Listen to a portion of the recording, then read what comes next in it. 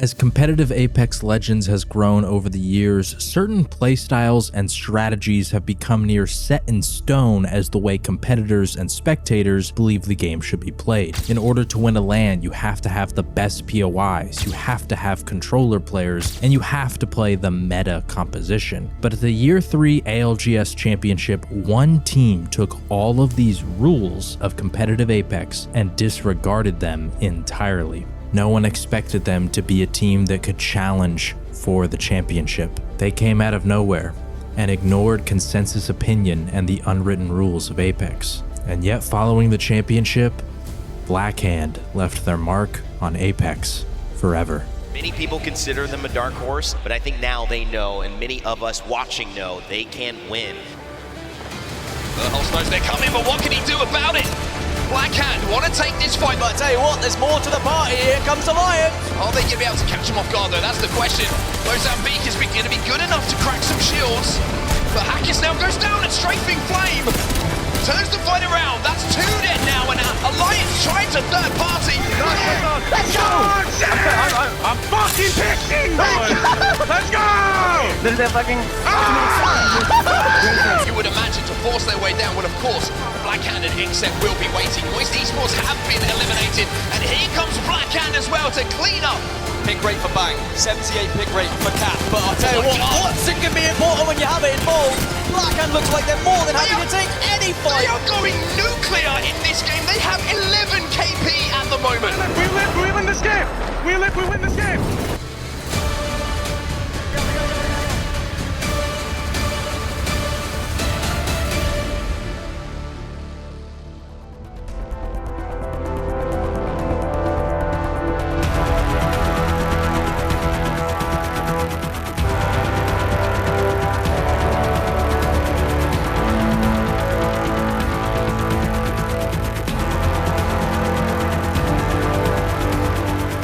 Welcome back to The Reset. If you enjoy ALGS content, make sure to like the video and subscribe to the channel. If you want to see my full conversations with both StrafingFlame and Voltic, make sure to check out my Patreon, link in the description.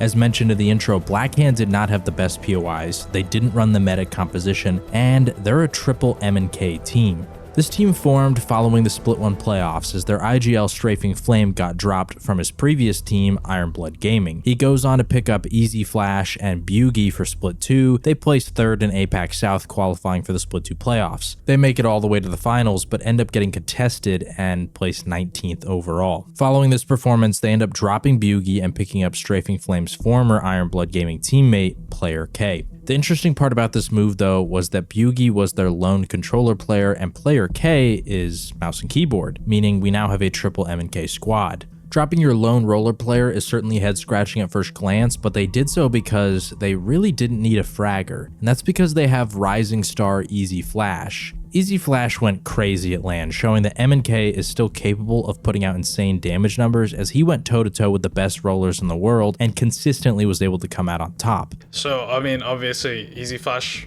is... his understanding of the game in terms of like IGLing is on par with mine and sometimes better than mine, right? So that makes him an incredible fragger the same way Hal is an incredible fragger because he's also an incredible IGL. But unfortunately with Easy Flash, he can't micro or like communicate things as well as I can. So that's why he's not IGL. Otherwise he'd be like one of the best IGLs in the game.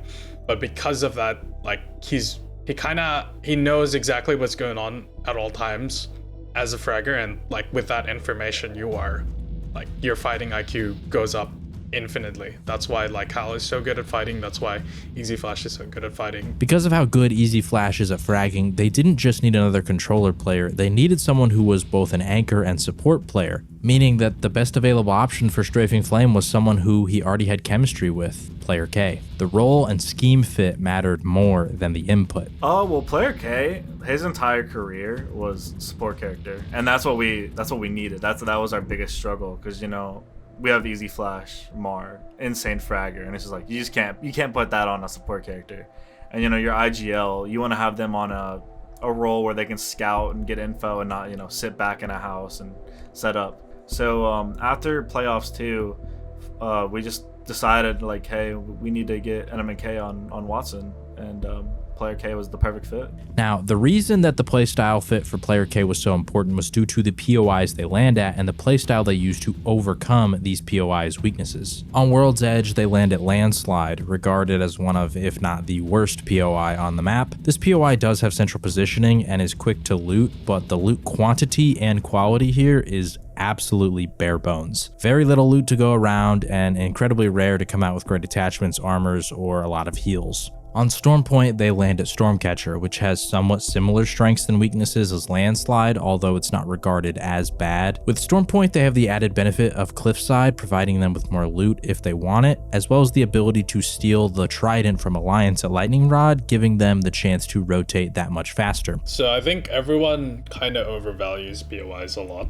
Like, there's, teams who think like, if they don't have Lava Siphon, they're going to be a terrible team for the rest of time, and that's just really not true. The Apex competitive scene is very underdeveloped. Everyone kind of sucks. Right? There's a lot of mistakes that you can capitalize on every single game made by every single team, including like the best teams like TSM and Dark Zero. And it doesn't matter if you're coming from the world's worst POI, you can still play the game. But people can't get over that. Like, they get stuck in that mindset thinking like, oh, because I'm playing in this dogshit POI and like the team next to me is Harvested, the team next to me is Siphon, I can't play the game. They end up kind of just getting stuck and not really refusing to innovate and just kind of saying like, oh yeah, it's just POI diff, and they don't try and like problem solve that. Where if you actually do go and try and problem solve going up against better POIs, you would know that it's quite easy. Like, I wouldn't say super easy, but it's like, it's not hard.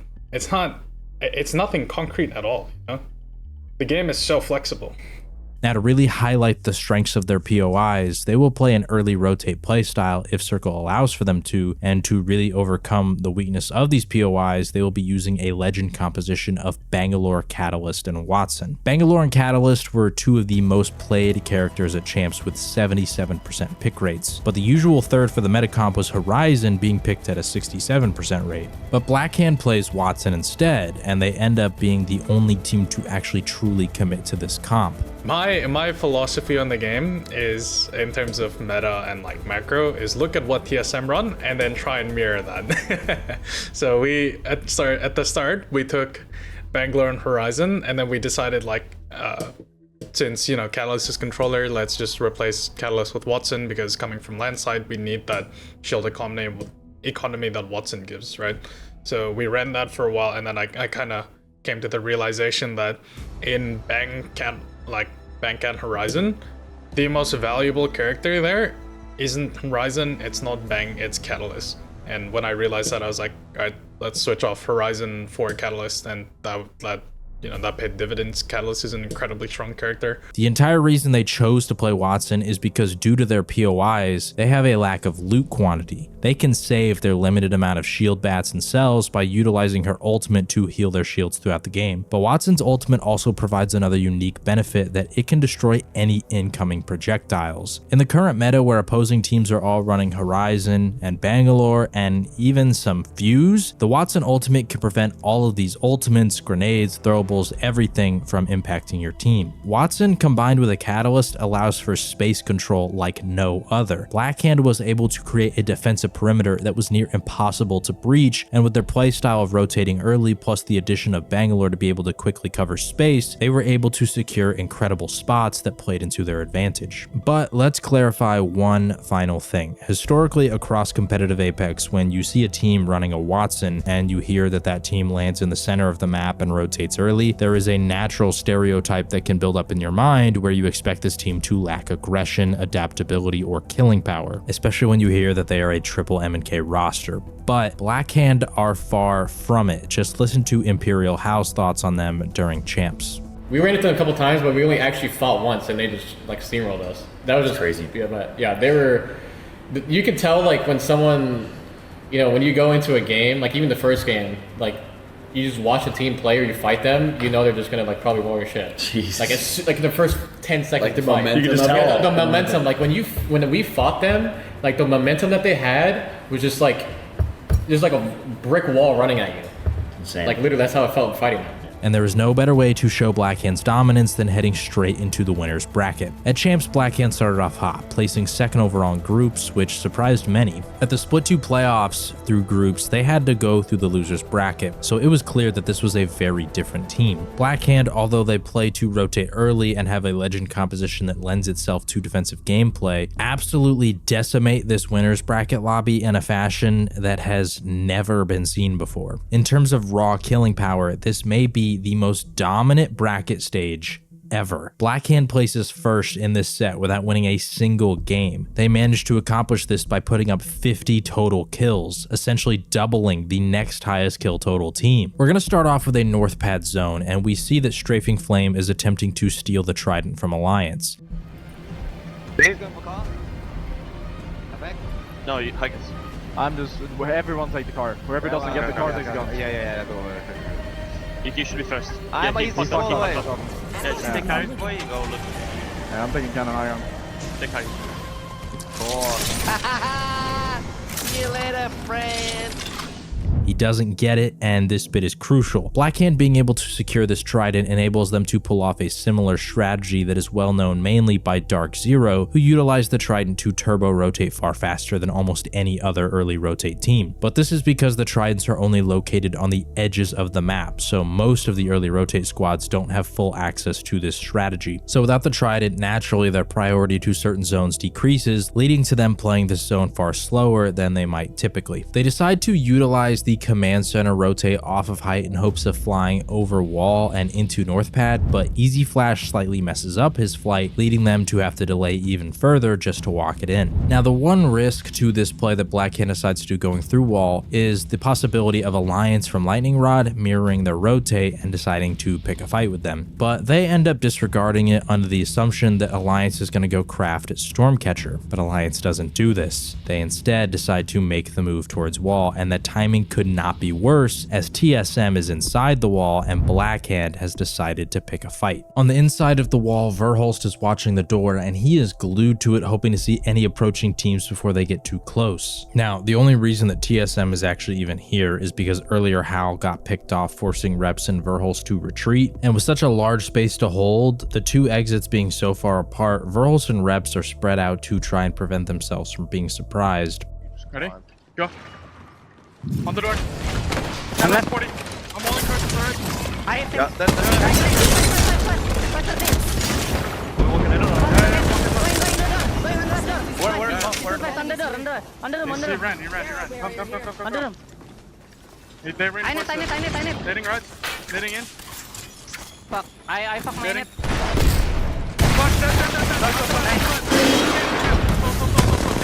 Back your rep, okay? Come in the room. Yeah. Come in the room. One cannon out. Okay. So get the face. I got it. Nice. Blackhand opens up the door and they get some immediate damage, but StrafingFlame's decisions here are big. First off, he drops his catalyst wall to attempt to prevent Verhulst from reuniting with his team, but also to clear a bunch of space for them to safely enter. He also immediately turns and helps to break the cat queues to enable his team to fully enter more quickly. Once they get in, Verhulst is cornered in this room and he's one shot, so to prevent him from escaping, StrafingFlame just tosses one nade at the door, one nade inside the room, and that's 1 KP immediately. The speed of the decision making from StrafingFlame all around here is what led to this quick siege, but then Alliance comes in for the third party. Careful behind, coming behind! Man. Yeah, I'm getting you.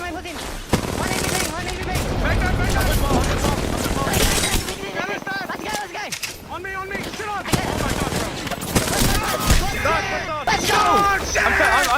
I'm fencing, alright? Careful. Yeah. I'm fucking picking, boys! Let's go!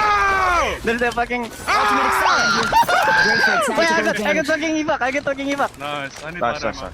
What absolutely ruins Alliance here is the speed at which Blackhand retaliates. It only took 15 seconds from the time Blackhand realized that they were being thirded to the end of the fight with a clean wipe. StrafingFlame calls out that they're being thirded. Hawkus extends into the room and player K manages to fend him off. As Hawkus retreats, Easy flashes in hot pursuit, full sending it at Hawkus with player K right behind him. And it's clear Alliance was not expecting this quickness because Effect is attempting attempting to get wide angles on the right side. As he does this, Blackhand have already knocked Takis, and all 3 members are pushing Yuki. This leaves Effect in a 3v1 before his even had a chance to fire a single bullet, and he goes down as well. They end up getting 3rd ring information, hit an evac tower, and start their move to the center of zone, and this is where we see the value of their comp. Last year we saw the Gibby caustic meta fade away, and a long time ago I mentioned Optic's old strategy of valking into center zone from the edge and being able to effectively secure positions by Gibby bubbling and caustic ulting to stabilize. The strength of this strategy was obviously you secure a center spot in the zone, but you're coming with edge loot, which means that you can bully almost any team around you once you stabilize. Blackhand's comp can do something similar. Because they just wiped TSM and Alliance, they have the purple armors, they have the purple attachments, they have everything that they need. And as they evac tower in, they identify the spot they want to hold. The problem is that once they land, they're going to get fired upon from 2 separate angles. Should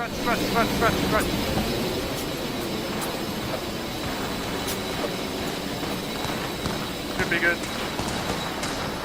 Here? Yeah. Get Jen down right away. Jen in front of us. You have to move. I'm moving. Jen, I can't shoot. No one. Save on me. This guy flash. I'm pushing on. Okay. This guy flash. Careful. I think it's the guy. We can push him. Yeah, we have to hard hold on my side. We can. You hold right there. Okay. Fence it up and then come to. Under them in the horizon. Don't push up. I got. Come back. Yeah. I'm coming to you defensively. I don't have light. Easy Flash smokes one side while Flame catwalls the other, and player K is able to get his Watson gen down. With this defensive stronghold setup, they begin to extend out from their safe space, and this ability to secure a spot like this is unmatched in the current meta. With most other teams having Horizon instead of Watson, it's pretty easy for nades or opposing Horizontal to ruin any team attempting this, even if they cut off the lines of sight. It was basically the counter meta. You know, that was push meta, that was just hard int meta, ape. So having Catalyst and Watson, once you get into a building and you're set up, you're impossible to push. You know, like double defense. You know, you have Cat and Watson. It's just no one's gonna be able to push you and get away with it. So when you're going aggro with this comp, Watson and Catalyst actually mesh very well together because you could throw your gen down on the other side of the cat wall, and you know when team ults you or whatever through the wall, they won't even realize. And with ult excels, you pop one right after you get your gen down. It's like you're ready for the next wave. you have another gen down. So yeah, there was a lot of benefits to that in this meta, and a big thing of it too was, you know, no one else was running it too, so it gave us another advantage. With their triple purples, multiple digi threats, and kitted up weapons, they noticed that one of the teams who poked them have white and blues. And just like the old Optic team as mentioned, when you have edge team loot in center zone, it's time to start bullying these poorly looted squads. I think we swing this side. Okay. 2 seconds. These guys are blue and white. We can kill this. Guys, I think we 3-man. Mark, I think you smoke right here and we 3-man walk up on this guy. I have no smoke. Yeah, they're not gonna know. They're not gonna know we're walking up. We DZ walk up on this team, guys. DZ walk up on this team. I'm gonna break that first. We can shoot. They're looking the other way. Shoot. Going. I'm in. Join in, I'm nading him. Yeah. Careful your left. Chill now. I can generate 5 on this. I'm so easy. Wait, I wanna get my thirst. I gen, alright? Where is he? I'm gonna pop it on.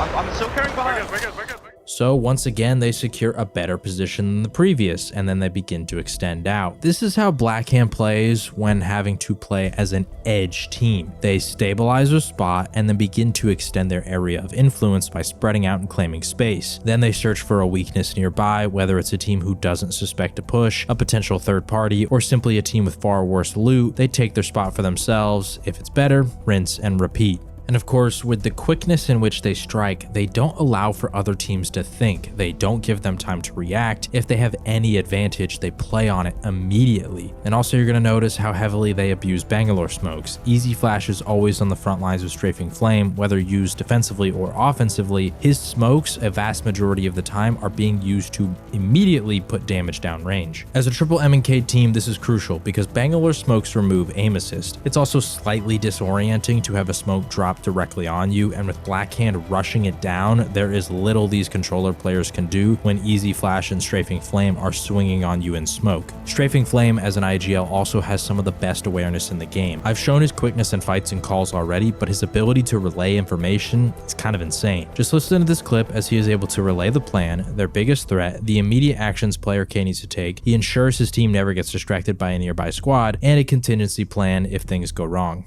I'm popping the bat on my back. I'm popping the bat. Wait. We're just walking in the God Rock. Hard focus height now. Hard focus height now. We're walking in the God Rock. We've got. There's a team under right. Just hard focus height. Yeah. Hard focus height. Don't let them sight down to us. Yeah. Do not let them sight down to us. Yes. Yes. I'm popping a bat. I only have one left. They fucking. Okay, don't let them land. God Rock player. Set up God Rock now. Set up God Rock now, please. Careful right swing, careful landing on you, okay? I'm coming to you. I think we just play there. If a team tries to fight us, we just fight them, okay?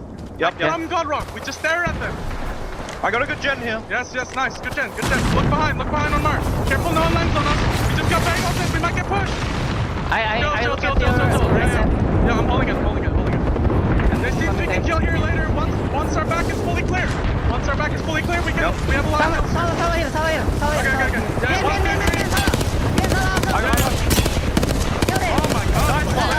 I'm peeking right. Oh, nice. Team under us here.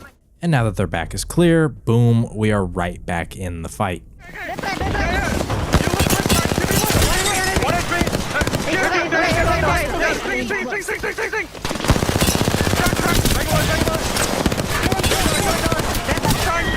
Oh my God! I'm watching over. I'm healing. We're looking. Oh wait, I'm looking over. Now, their insane game does come to an end here as they try to make a push on to start a fight, but Dark Zero is above them on the roof, which they hadn't noticed during their walk-up, leading to their deaths. But they finished the game placing 5th with a massive 14 KP, getting 18 points right off the bat. Over the next 4 games, they pick up 19 more points with no huge games, but consistently grabbing points to put them at 37 overall, sitting at 3rd on the leaderboard. But game 6, we have another pop-off performance. We see the circle, and it's a launch site pull. This one's a bit tougher as launch has a very limited amount of playable spots early, as well as some tough chokes to move through, so naturally the teams nearby all rotate very quickly. LG holds their typical south building, the tree team per usual holds this western building, and if you saw my Dark Zero video from the Split 2 playoffs, you'll know that typically DZ makes the move for this building here, while TSM holds this northern building. Well, instead, TSM decides to push DZ's building, leading to DZ being forced to play underneath the staircase. This opens up the door for Ascend to play TSM's building, and boom,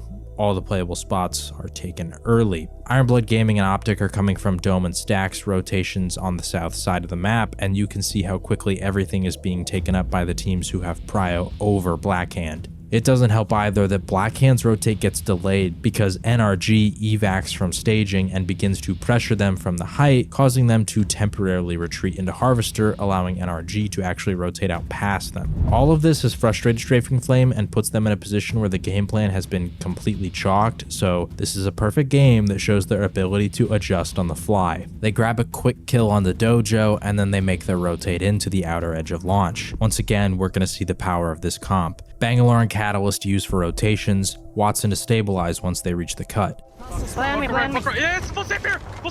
Do I gen? Yeah. Gen. He's here. There's hollow thing. We fucking walk up. I have 0 now. We're good. They can't kill us. Yeah. You have fast? I have 4. I have 4 as well. Okay. We have to fucking wall. Like, Headshot. I'm walling up. We have to kill this. 40 basic. I think we have to run across and just get to the other side. Okay. Can we? From the logo. Yeah, we can. From the logo. I got hit by it. From the logo, guys. I smoke. Yeah, watch me. I needed them. Myth, you have to change. I I have it. Popping a bit. Come in. Nice. Shoot. We're good. Careful, they might think. Ultimate. Yeah. Watch the window. You need it then again, you need it. Yeah, I use it. I think we go now, guys. Defuse ultimate, we're good. Pick. Popping a bit. Careful, Voltic. We're good. Nice. Good unit again, player. I'm betting. They're trying to peek. We're good. Armor swap on blue here. Pick together, I think. Yeah. Smoke left, Mario. Can we swing this? 1, 2, 3, go. Smoke. Yep, smoke. Yeah. We're good. Chill. Fence down and come to me. Give me an ultic cell. I don't know. It's fine. We're walking out the left. I dropped it. We're walking out the left, Mario. We're walking out the left. Okay, I'm popping it then. We need to walk out left. Slow. Ready? 1, 2, 3, go. Left. From the top, just on the top. We might be zipping across. Like right here. Under this. Right here, kill us. Right there. 1 HP. Zip across. Run on me. I bang. Full safe. I'm jetting.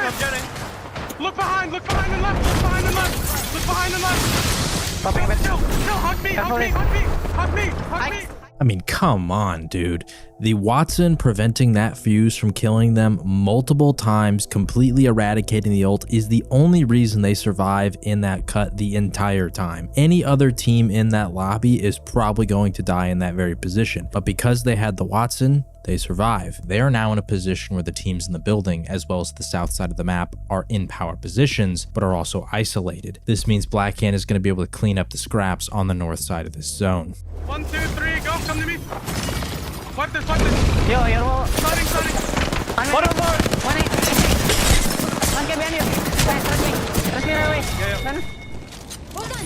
Let me help you. They might pick one. Drop needed it. Hold me. I'm dropping a bit. Burning. Step on me. Wait, I think we go on turret. He's hiding. Chill here. Watch. Dead. Med killing. Look across.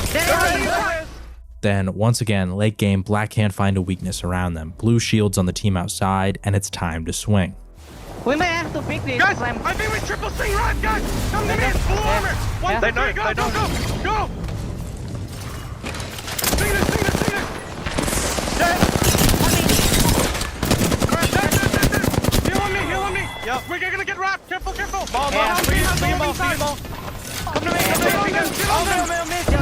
you might get these in the back. We're killing. Okay. Relax. We've been this game now. And what a push, completely unpredictable as well. The inside is viewed as the game-winning spot, but why wait for a chance at first when KP is available? But now, they're in an awkward spot, with no cover, 2 teams outside with them, so screw it. Careful, Mark. We have to hold this, so they're picking there. We can ball inside, just fight them. Ball inside, fight them. Okay. We can go. I think like... On your fire.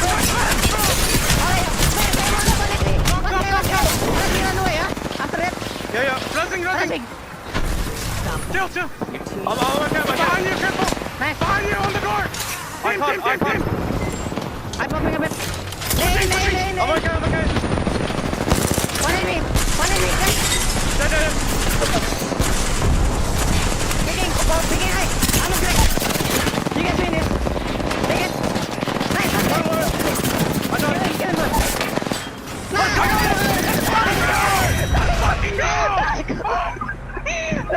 We just closed it. 14 kills, second place, 23 points, and that's basically the nail in the coffin securing them atop the winner's bracket. And placing first in the winner's bracket means they get 10 advancement points as we head straight to Championship Sunday.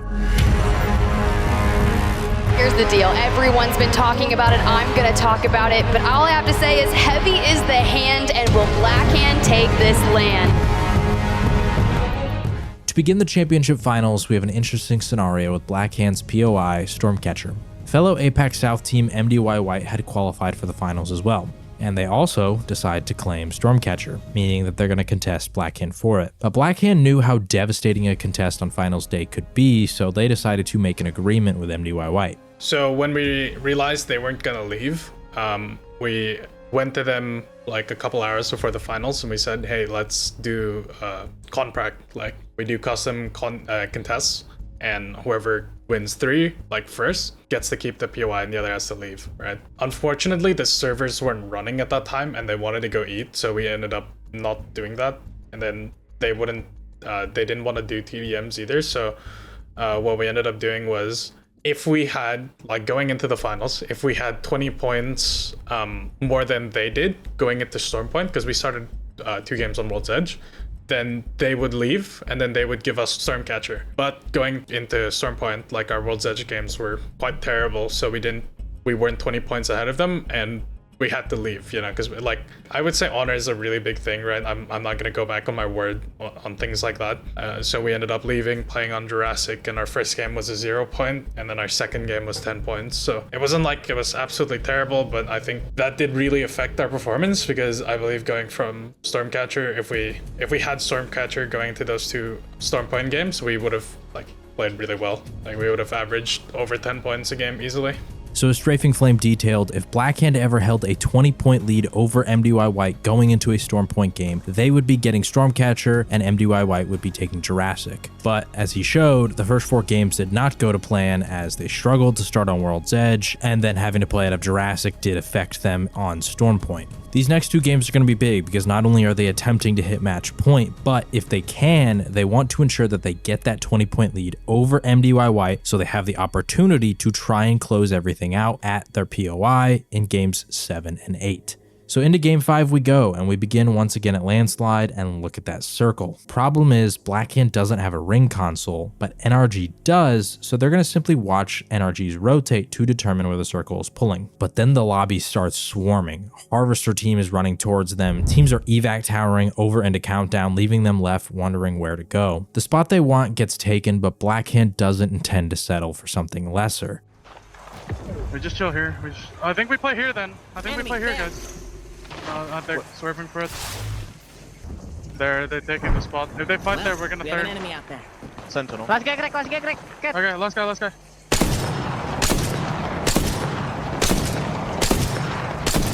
They're running there. Someone. Yeah, we can maybe walk up on this. The team from the left. Yeah. Let's reposition there. One of them's dead. I killed the Countdown. We can come. Okay, I'm light. There, hold on, under here. I'm falling right. I'm light. Okay, jump. We can walk up and spike this. It's a 2v3 at most. Yeah. Ready? 1, 2. Wait, after bagel. Yeah. Walk up left side of wall. Walk up. Right. I didn't see them. Safe on me. I'm loading. Yeah, full safe on me. So they've secured the spot, but it's a bit sketchy. They have a fuse pressuring them from above and various teams trying to farm their armors on them. But this is another great example of how Blackhand plays zone. We've seen how they played Edge, but here they are truly deep in the middle of zone with little fighting that needs to be done. So in place of all the chaos, StrafingFlame fills the emptiness with pre-planning. I just don't know where it's gonna pull to from either. They're the monument team with scans. They're the monument team with scans. It can pull like we just wait and see first. We still have the best walk-in. We just need to get our armors up, because we're gonna get triple swung from everywhere, right? Our goal here is not to fight the first team that drops. Our goal here is to live until everyone fights. So that might mean we like slide out to here and then I wall out this way, and then we just live in this corner while everyone fights, right? Yep. Everyone's going to fight on our side of Countdown. We just have to chill. I covered this plenty in my DZ and OXG videos when talking about Zero and Vayne, so I'm not going to harp on this for too long, but this is what a great IGL does. He understands they have a position that can reach endgame, but they may require small micro movements. Rather than having to panic later, you can work the plan ahead of time. That way when the call is made, you don't have to fully explain it. Your teammates simply recall back to the previous conversation and default to it immediately. Those split seconds can be the difference between winning and losing. But then, unfortunately, we see a little bit of controversy amongst the team. Do you wanna use Kraber, Claire? Yeah, give player Kraber. Okay. Give player Kraber. Where's the heavy mech? I don't know. What the fuck? You scam me, player. I don't know where it is. I had one. I got scammed. Anyway, we fast forward to the end game. We are closing in towards the final circle, and we reach this point where all the teams inside Countdown have to jump down on top of Blackhand. StrafingFlame knows this is coming, so he burns his catwall to cut off line of sight from Optic and LG behind so they can effectively clear their side. Unfortunately for them though, it was only a solo from Dreamfire, meaning they really didn't have to use the wall that early, and this leads to them not having it in the endgame. Ironically, this is the exact same issue that plagues Optic on the other side of the circle. Eventually, they end up moving into a spot where they're able to avoid LG long enough for Optic to die, and they're able to take the final 3v3 versus LG. Just chill. Just come right and look left. Come right and look left. Yep. Crouch on me. I'm ready. Crouch on me. I warned him, Jen. I'm just ring, Crouch on me. I can. We're fine. Just chill. Give me med. I'm dropping one. Medic. Just chill. Fence. I know one. Yeah, we're good. Focus right now. Focus right. 140. Just chill now. Chill again. I'm timing with you. Quick. Yeah, I'm reload. Swing right. Okay. Swing left. Push. Fight. I'm reload. On me. Right.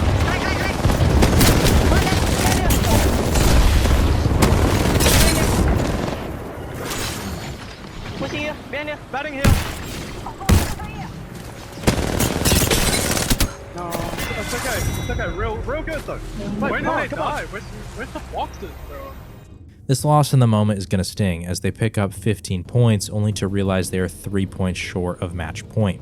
This game does show one of the weaknesses of their comp, and that's when they reach the end game. Watson doesn't have that much utility. Obviously Catalyst and Bangalore still do, but Watson doesn't help out a ton here, to where LG on the opposite side, having Horizon, is able to pick up 2 kills off of Blackhand using the Horizon ult. In game 6, the goal is simple: get 3 points and hope that Optic or Dreamfire don't close it out. They do eventually pick up the necessary points on a rotation into Skyhook during round 4 closing, and TSM goes on to win this game, meaning we are headed into Storm Point for game 7. But remember that agreement with MDY White about Stormcatcher? Well, by this point, Blackhand has 54 points, while MDY White have slowed down, only sitting at 19. This means that Blackhand has the necessary 20-point lead, and they swap POIs with MDY White going to Jurassic, and Blackhand getting Stormcatcher. And this change for Blackhand is going to be massive, as right off the bat, we have a wall zone. StrafingFlame doesn't end up taking the Trident from Alliance this go around. They do have Ring Console though, and see wall, leading to them beginning their rotation fast. They eventually reach the hill to the southeast of the wall, and StrafingFlame begins to look for spots, but everything is taken. This is taken. Enemy. They're not This close. is taken. Enemy there. This is taken. Okay. Flame, come. Are they shooting you or is On the my ping. You need to smoke this, Mar. We have an enemy. We can fuck them. I'm starting under. Last. 67. Knock. Crack. One is me. Netting. Running. We have an enemy out there. 36. One more. They're resing. But Pulverex ends up pushing out, and Blackhand secures that KP, but this move has more importance than meets the eye. Because they got the kills and want to loot the box, they push down low, and Easy Flash notices that the bridge is free. I don't think you play roof anymore, player. If you get ooped, it's game over for us. Are we trying to move? Someone's flying over. Or are we playing bridge? Is bridge still free? I think bridge free. Well, they landing here. Team landing here. I'm counting you, alright? Yeah. We can go bridge. I think we go bridge. 10%. No, just go. Let's go, Player. Run to us. Yeah, I'm holding for player. Where's that ultic cell? They get stuck. We can back this game. Hey, I go. Who got bot? Okay. Yeah, go. One guy first. Come player. Come. Break it. I'm rolling right. Yep. Play middle. I net. Right here. Just chill. Don't get wrapped. I'm going back. Okay. Just stare at this. You guys Don't get shot.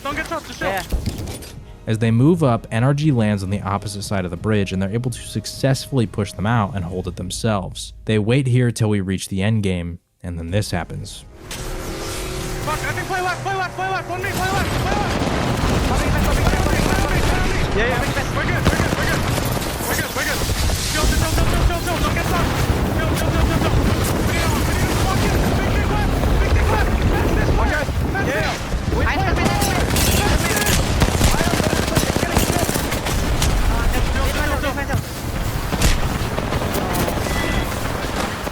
Timmy from the dojo throws some absolute banger sky nades that completely destroy Blackhand's push here. Had they cleared dojo, grabbed the loot, and then waited for the carnage to finish, they may very well have won this game. We were kind of in this corner, and we had Watson Gen, so we knew we were like fully safe there. But I was really scared that dojo was gonna int and fight for our side, which was, you know, honestly, it was just a bad assumption for me, because like, oh, it's everyone's gonna play to win. All right, and no one really knows like who's on match point. Dojo weren't trying to int us, and they never tried to. Our biggest mistake was catwalling early and then like kind of taking the stairs instead of just like climbing up late and then catwalling diagonally. Like we could have catwalled, sorry, to the left of dojo, where we'd be completely isolated from everyone else in the zone, and we'd just be full safe behind catwall, Watson fences, and Watson Gen.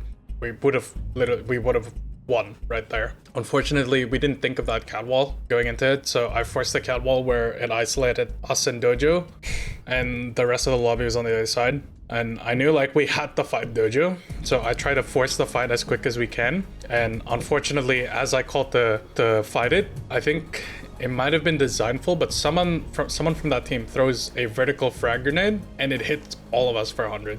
And that's why we just fell over during that fight. Given that we're running Watson, we can hold off kind of getting naded like that, right? But unfortunately, the Watson Gen was literally just like one stair too low to catch that frag grenade. One thing that was really unfortunate as well is, as dojo was clearing their side, I threw a frag grenade through a catwall, which was my only nade, and it was just a really bad mistake, because if I had that one frag grenade and I just rolled it down the stairs where dojo were triple crouching, that is the world's freest wipe, you know? Either they walk out completely in the open while we have head glitches over them, or they just tank grenade and they die to it. So there was a lot of things that we could have done better, but it was probably our closest game to winning, and we just blew it. So we head into the final game, game number 8. Blackhand still has over a 20-point lead on MDY White, so they maintain control of Stormcatcher. And the circle is one they have direct priority to, Thunderwatch. This time StrafingFlame does end up getting the Trident, and this is big because they don't have ring console. So this Trident is going to speed up their rotation a lot, allowing for them to race to command center to get the zone. Once they see the Thunderwatch pull, they rush back outside, go up the hill, and then eventually force their way inside of the Thunderwatch building. We reach round 4 and look at that circle pull. The ultimate height is the north side of zone. It can't end on the building, meaning it's going to pull to the north outside. Blackhand realizes this, but how can they get there, especially with Alliance holding out their backside just looking for a fight? Well, luckily for them, E6 decides to move early, and this prompts a fight from Alliance, and more importantly, the opening Blackhand needs to move north. They're fighting. 80. Huh? We have an enemy. Can we swing this? Can we swing this?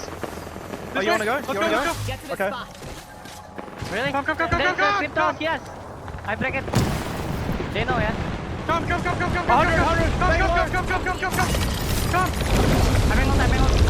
They're leaving. Come, please. Yeah, I'm next to you. Someone. Yeah. I'm bailed. My gen here. My bailed.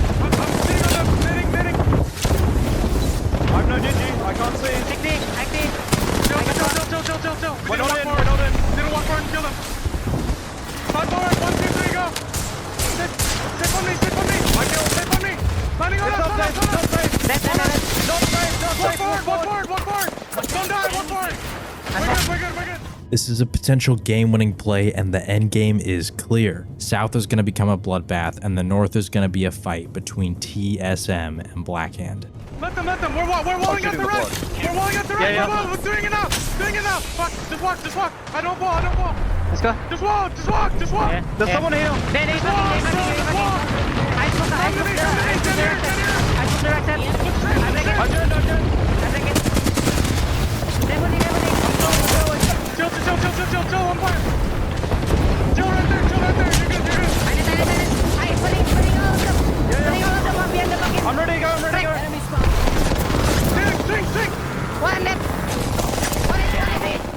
So first off, Blackhand doesn't have Catalyst Wall, which maybe makes the cross slightly more safe. It wouldn't have been used in the fight itself, so the only part of having Wall might change here is when TSM gets a 30-30 shot onto Strafing Flame. Blackhand reaches the spot first, Easy Flash throws out a bang smoke, everything is going according to plan, but then simply put, Hal takes out Strafing Flame. I'd love to break this down as some huge tactical advantage TSM had, but in reality, sometimes it just comes down to a player making a play, and that's what happened here. TSM wins the fight for the North, and they proceed to win champs. Had Blackhand won this fight, they'd probably get crowned the eventual champions. You know, obviously in the moment, it was, you know, bittersweet, you know, like, we knew we did amazing, but like we knew we could have won it. We could have won it, and so yeah, it was definitely bittersweet. It's definitely upsetting, you know, being so close. But we got our name on the map, and I think that's what really mattered. Showcasing our potential and skill as a team. I'm definitely very happy. I think we've like definitely proven ourselves as a very strong competitor, but definitely like mostly bitter. You know, like coming so close to winning, and honestly, in my opinion, playing really bad. Like we're just hungry to kind of prove ourselves in the next lane. So we really just only want to win. You know, my foot's on the gas until that happens. Although Blackhand lost, they left a lasting legacy on competitive Apex Legends. The comp of Watson, Catalyst, and Bangalore will forever be referred to as the Blackhand comp, and they showed that it is possible to be flexible with this sort of composition with the right approach. They also showed how being innovative to overcome POI deficiencies can lead to success. Following the class changes changing crypto, it felt like it was impossible to overcome certain POIs and their disparities, but Blackhand was able to put themselves a fight away from winning a LAN and being the first team to topple the dynasties while playing from Landslide and Stormcatcher. And maybe more importantly, they showed that M&K is not dead. It's no secret that Apex is seeing more and more controller talent rise to the top. Many have and still do declare that controller will eventually kill M&K altogether. But sometimes unique players like Easy Flash exist who can overcome this with a little bit of help from Bangalore and rival the best controller players in the world. Blackhand is not the first to innovate in Apex Legends, but like Optic and Kongarna pushing the Valk Gibby Caustic meta, or Furia pushing the Seer Horizon meta, Blackhand showed once again that with a little bit of thinking outside the box, you don't have to land at the best POIs and run the meta comp to be one of the best in the world. You simply need to find something that works for you and your team and truly commit. And with enough talent and hard work, you might just have a shot to win it all.